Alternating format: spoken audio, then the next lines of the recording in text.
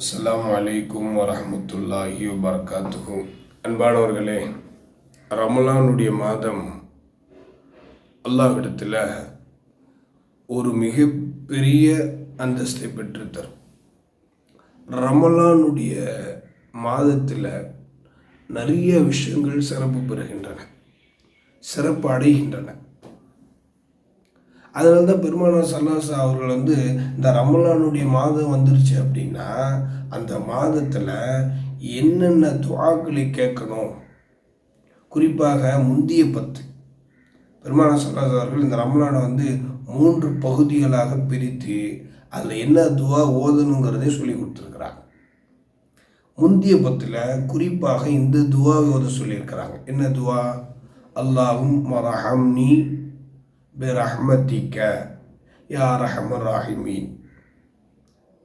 கிருபையாளர்களுக்கெல்லாம் கிருபையாளனே, உன்னுடைய ரஹமத்தை கொண்டு, உன்னுடைய கிருபையை கொண்டு எனக்கு நீ கிருபை செய்வாயாக.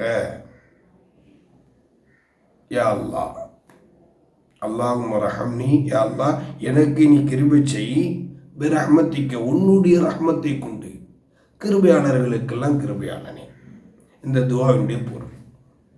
அப்போ இந்த துவாவினுடைய பொருளை விளங்கி நாம் ஒவ்வொரு ஃபர்லு தொழுகைக்கு பிறகும் இந்த துவாவை வளமே ஓதக்கூடியவர்களாகவே இருக்க வேண்டும். அதற்கு அல்லாஹ் அருள் புரியட்டும், கிருபை செய்யட்டும். ஏன்னா அந்தளவுக்கு நிறைய விஷயங்கள் இருக்குது. ரமலான் மாதம் அது எல்லா வகையிலும் சிறப்பு பெற்றிருக்கு. ரமலானுடைய பகலில் நோன்பு வைப்பதும், இரவு நேரங்களில் நம்ம நின்று வணங்குவதும், குர்ஆன் ஷரீஃபோடு எனி டைம் தொடர்புடையவர்களாக அதில் இருப்பதும், அதிலேயே அப்படி நம்ம லைட் போவதும், இப்படி ஏகப்பட்ட விஷயங்கள் இருக்குது ரமலான்ல. பூவோடு சேர்ந்த நாறு மணக்கும் என்று சொல்வார்கள். பூவோடு சேரக்கூடிய நாறு மனம் பெறுகிறது. எப்படி?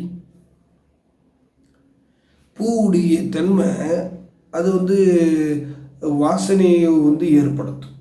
ஒரு பூ இருக்கு சொன்னால் அதனுடைய தன்மை என்னவோ அது வெளிப்படுத்தும். அதே தன்மை அந்த நார் அந்த பூவோடு போய் சேருகின்ற பொழுது இதனுடைய ஸ்மெல் இதற்கு ஏற்படுகிறது. அல்லாஹ். அப்போ அது போல தான் ரமலானும் அதே மாதிரி தான். ரமலானுடைய மாதம் அல்லாஹு தஆலா அந்த மாதத்தை நோன்பு நோற்பதின் மூலமாக கண்ணியப்படுத்துகிறான். பகலில் நோன்பு வைங்க, இரவு நேரங்களில் நின்று வணங்குங்க அப்படின்னு பெருமானார் ஸல்லல்லாஹு அவங்க சொல்லியிருக்கிறாங்க. அதே போல் குர்ஆன் ஷரீஃப் ஓதாத நாட்கள் இருக்காது. ரமலானுடைய மாதத்தில் பகலில் நம்ம அதிகமாக செய்யக்கூடிய ஒரு அமல் எதுவாக இருக்கும் அப்படின்னா குர்ஆன் ஓதுதல் தான். குர்ஆன் ஓதிக்கிட்டே இருக்கணும்.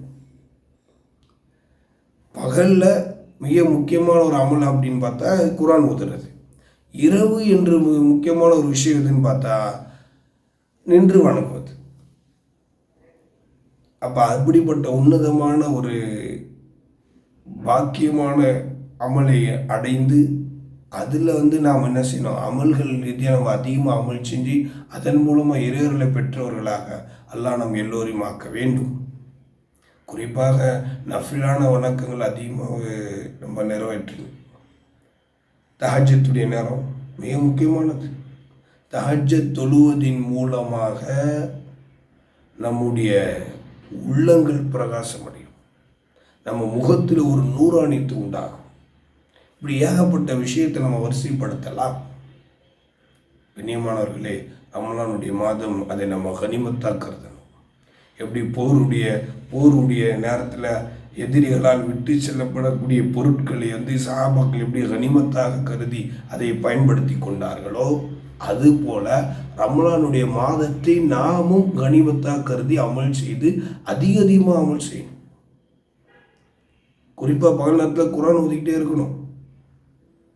அமலுக்கு முக்கியத்துவம் கொடுக்கப்படக்கூடியது தான் ரமலானுடைய மாதம். அப்பயே நம்முடைய அமல் அதிகமாகலை அப்படின்னா நாம தான் கை செய்ய முடியவர்கள். அல்லாஹ் தஆலா அதை விட்டு நம்ம எல்லோரையும் பாதுகாக்கட்டும்.